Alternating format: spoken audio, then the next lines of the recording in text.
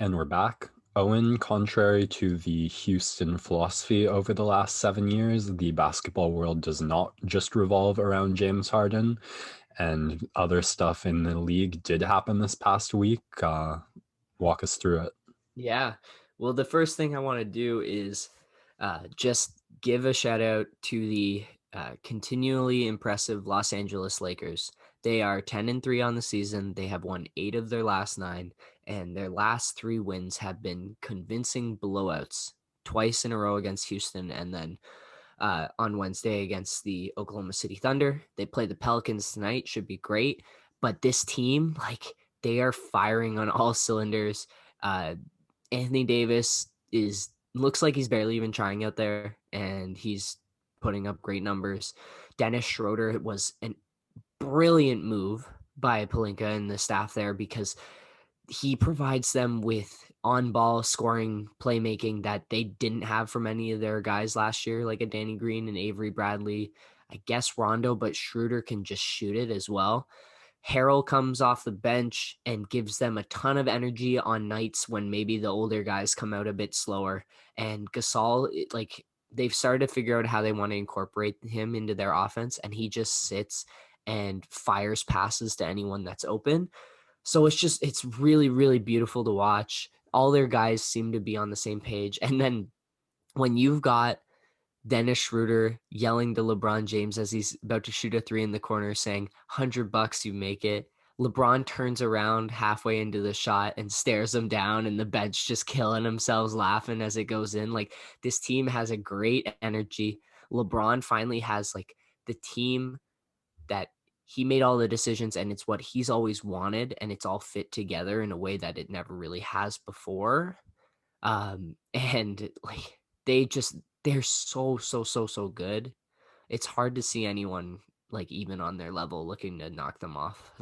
You just contrast what they've been doing with what happened in Houston and what's happening now, what's going to happen now in Brooklyn. That this team is showing you what a confident, hungry title defense looks like, and it's been really fun to watch. What could go wrong? Dun dun dun. Yeah, I mean, I feel like the only way to beat this team is crazy spacing, 3-point offense, and good enough defense to at least not give up offensive rebounds against that huge team. And I don't know what you do about LeBron driving and kicking, but Yeah, you've also seen in the regular season, LeBron's been getting a ton of calls, and when that's happening, this team's unstoppable. This is literally unstoppable. We'll see what happens come playoff time, but yeah. as a side note, did you see that play in the Houston Lakers game where Harden just hooked his arm into LeBron and got the call? Yeah. I'm telling you, he gives up on defensive plays. Just the little LeBron? things. No, on Harden. No, Harden hooked his arm. Harden had the ball Oh, on but offense. yeah, well, Harden's the master of drawing offensive fouls. Yeah, that was just, I don't know. We were talking so close to it, I couldn't not acknowledge the pain I went through seeing that. He does it once a game. It's just, yeah, it's more noticeable when everyone's watching the Lakers. Yeah. All right. Sorry to bring the conversation back there. Yeah, I mean, I feel like conventional wisdom, or my conventional wisdom at least, has been challenged throughout the first bit of this NBA season. Just teams I thought would do well are not doing quite as well, and teams I thought would do poorly are not doing quite as poorly. So it's a bit reassuring to see the Lakers dominating, as you say, as the rightful defending champs. Yeah, and the last thing I'll say is right now it doesn't look like LeBron is trying to rest for the playoffs. He's not really taking games off.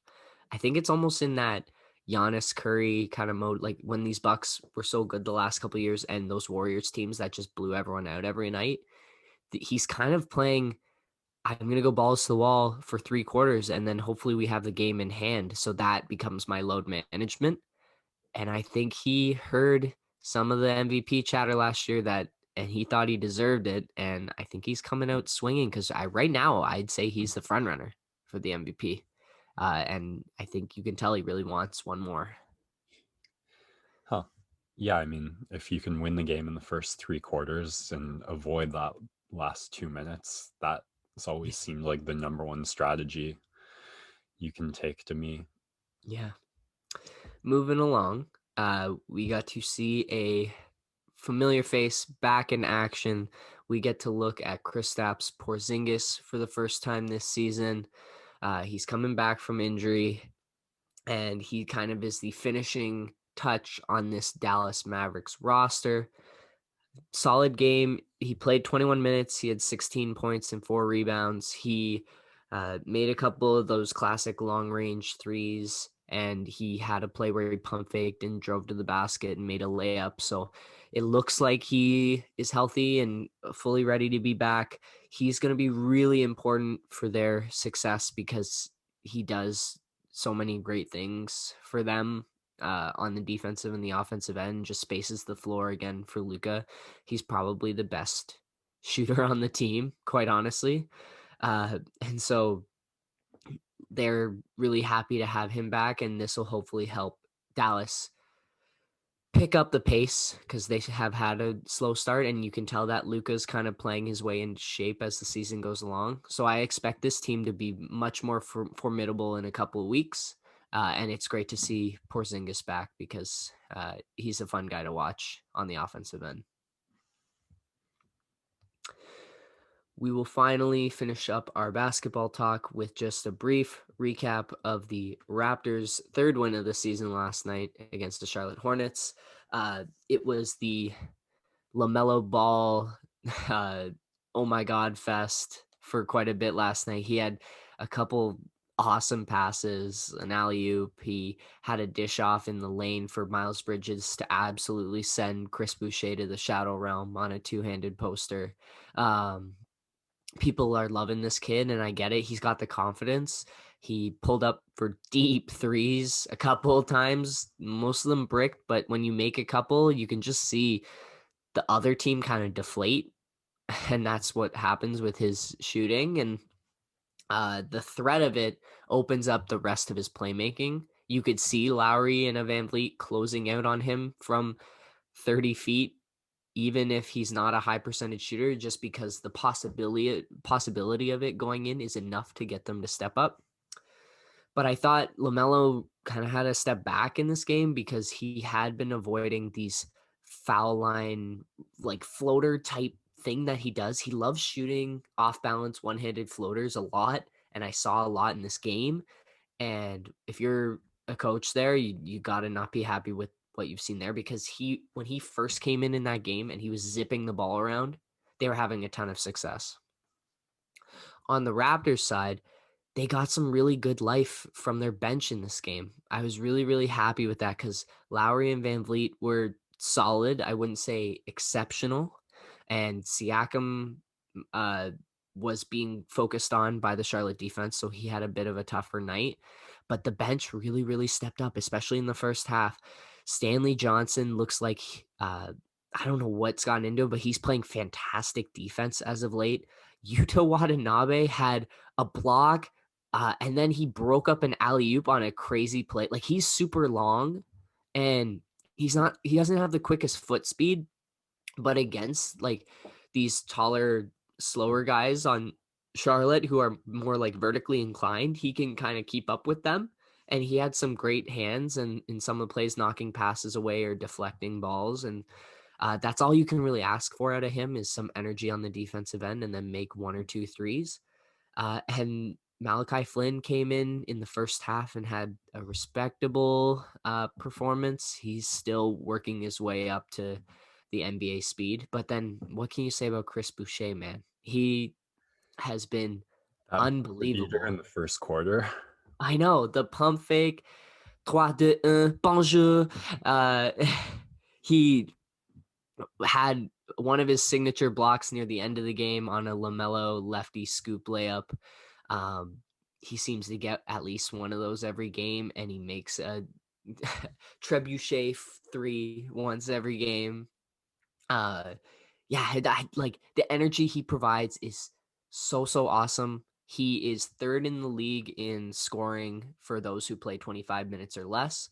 I don't know if that will translate to the starting lineup. Everyone is begging the Raptors to put him in the starting lineup, but I don't mind him being our sixth guy off the bench to spark this team.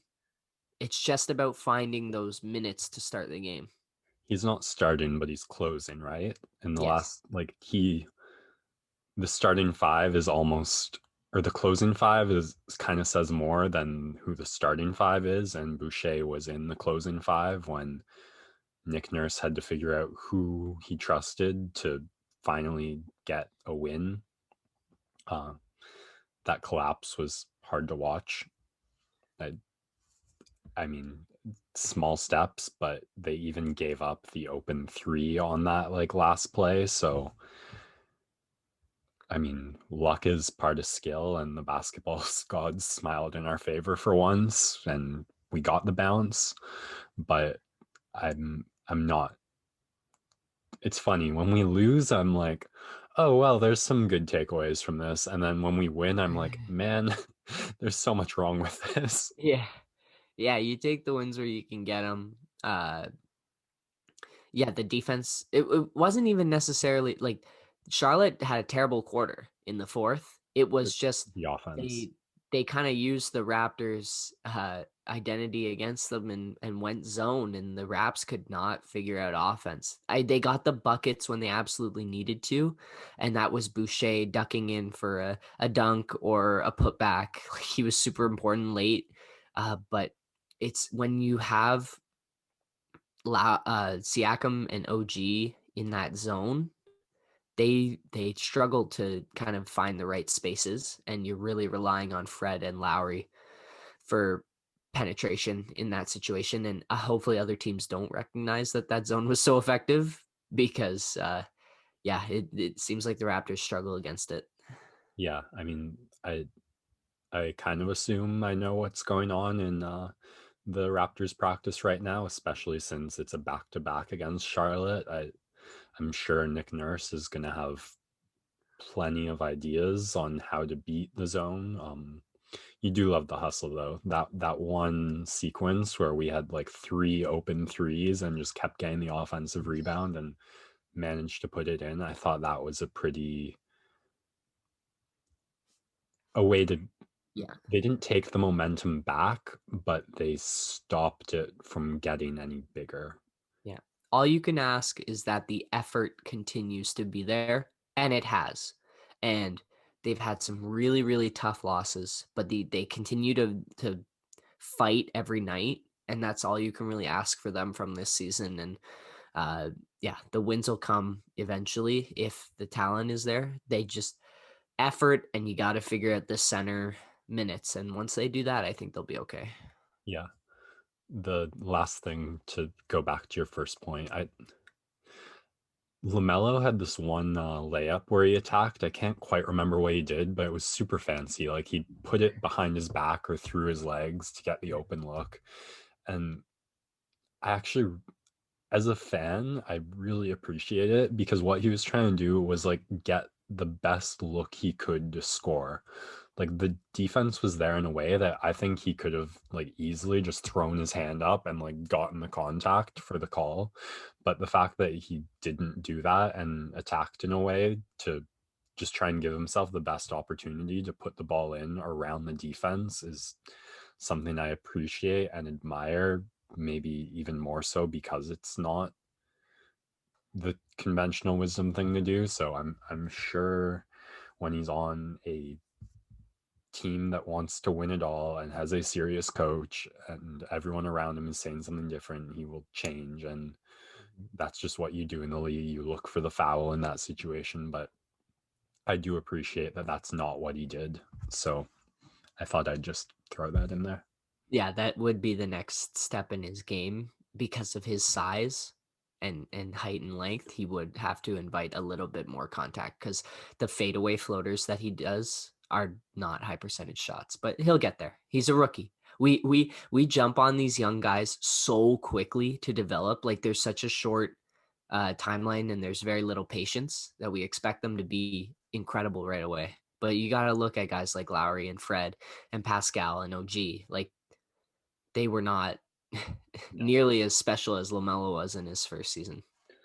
I'm just saying if he never changes, but those like fancy layups start going in, favorite player. Okay, yeah, he is fun to watch. All right, let's take one last break, and then we'll come back for some hockey.